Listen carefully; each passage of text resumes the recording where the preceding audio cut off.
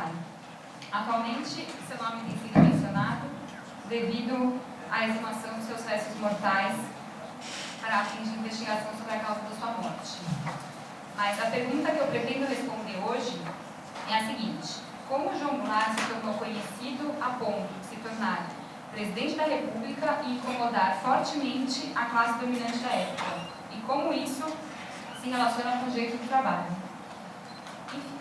A história começa em São Borja, cidade do Rio Grande do Sul, onde João Goulart conheceu Getúlio Vargas quando este acabara de ser deposto pelo golpe. João Goulart passou a visitar Getúlio Vargas com frequência na sua fazenda e eles se tornaram grandes amigos. O Getúlio identificou no João Goulart uma pessoa que tinha conversa fácil com as outras, independentemente da classe social. E enxergou no Jango alguém que poderia seguir carreira política. Então, seguindo os estímulos de Getúlio, Jango iniciou como deputado estadual no Rio Grande do Sul, no PTB, partido do qual ele seria presidente 6 anos depois, em 1952. Jango, então, trabalhou nas articulações políticas para a presidência de Vargas e, em 1950, foi eleito deputado federal, no mesmo ano em que Getúlio voltou à presidência da República. Como presidente, Getúlio conferiu ao João Goulart uma missão importante, que seria negociar conflitos entre os trabalhadores e os empregadores por meio do diálogo, sem que se chegasse a uma greve. Nesse momento já se destaca o papel de negociador do João Goulart, que seria uma característica marcante de toda a sua atuação política.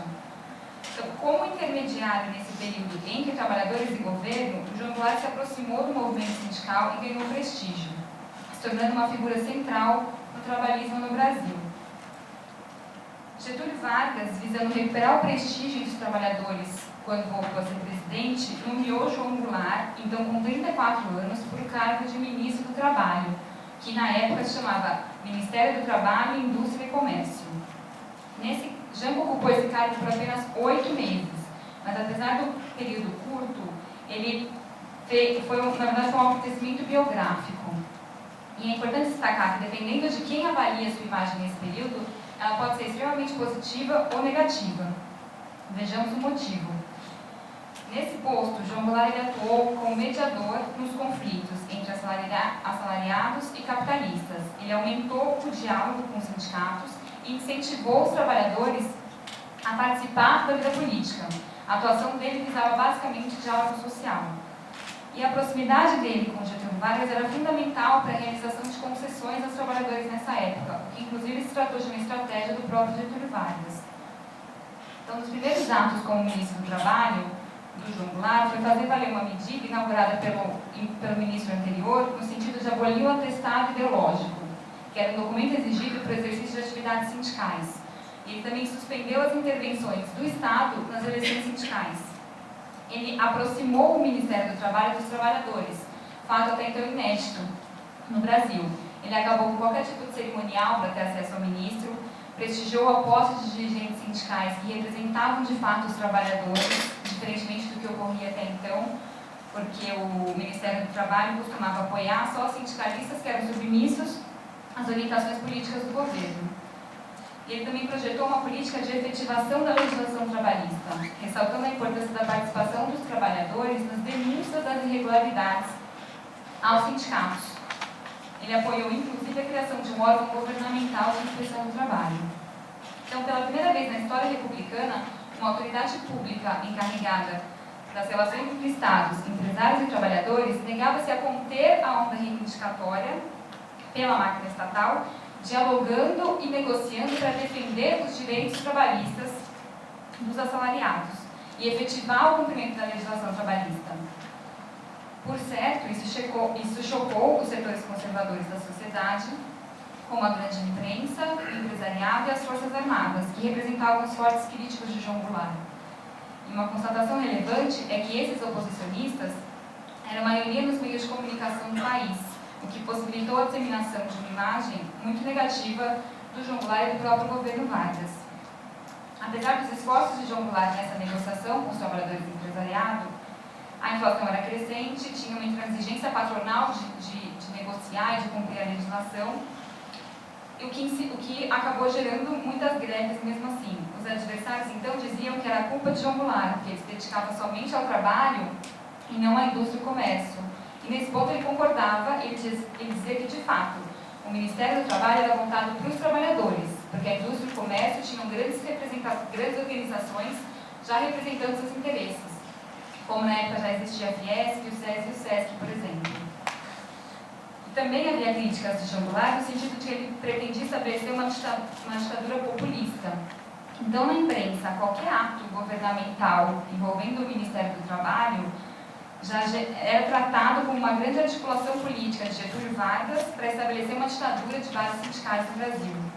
Então, o estopim para a saída de Jango no Ministério do Trabalho foi um projeto dele de dobrar o salário mínimo e estender a legislação social ao campo. Isso gerou ataques massivos da imprensa e que diziam que Jango estava se aproveitando do cargo do Ministério do Trabalho para a incitação de luta de classes. Então, diante dessa crise, Jango preferiu sair do Ministério do Trabalho para viabilizar o aumento do salário mínimo. E foi o que ele fez. Ele pediu demissão e, com isso, depois o próximo ministro do Trabalho conseguiu duplicar o salário mínimo como eles queriam. Então, essa atuação dele no Ministério do Trabalho foi muito importante porque foi isso que conferiu popularidade para depois ele chegar à vice-presidência e, posteriormente, à presidência. Como vice, primeiro do Juscelino Kubitschek, ele atuou como negociador em várias greves e ameaças de greves. E era uma tarefa difícil, porque ele tinha que evitar o antagonismo das classes, fazendo com que trabalhadores e empresários superassem o conflito juntos por meio do entendimento. Então, por continuar tendo diálogo fácil com os trabalhadores, os opositores dele continuavam acusando-o de fomentador de greves. Como presidente da República, ele promoveu relevantes avanços aos direitos dos trabalhadores por meio de legislação específica, não por meio da CLT. Ele instituiu o 13º salário em 1962, criou o Estatuto dos Trabalhadores Rurais, e essa questão do Estatuto dos Trabalhadores Rurais foi uma vitória do programa reformista de Jango, porque ele estendeu aos rurais os direitos que os urbanos já tinham desde a década de 30, e isso foi em 1963. E também reconheceu as organizações rurais, sindicais. Acontece que, visando implementar suas reformas de base, Jango realizou um comício em março de 64, que atraiu a atenção de muita gente, e inclusive dos seus opositores, que ficaram preocupados e, por fim, acabou culminando no golpe civil-militar. Exposto desse modo, eu chego então a uma proposta de resposta à pergunta que coloquei no início.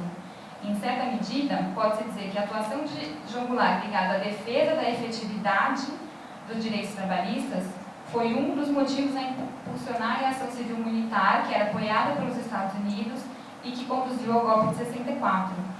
Isso porque a atuação de João Goulart desagradava os setores conservadores da sociedade e serviu como pretexto para fundamentar as alegações de que Jango queria provocar inquietações sociais para instituir uma ditadura popular. Acontece que nosso estudo permite dizer que João Goulart era um homem preocupado com o social, mas ele não era socialista, muito menos comunista. Jango não era contra o capitalismo. Ele acreditava que a efetivação e a defesa dos direitos trabalhistas era um meio para alcançar a justiça social e viabilizar o desenvolvimento do capitalismo de forma igualitária para toda a sociedade brasileira. Assim, concluo minha exposição citando um trecho retirado da fala de João Goulart no comício de 13 de março de 64, dias antes do golpe, que eu entendo que representa o ideal perseguido por essa importante figura política na história da legislação trabalhista. O nosso lema, Trabalhadores do Brasil, é o progresso com justiça e desenvolvimento com igualdade. Obrigada.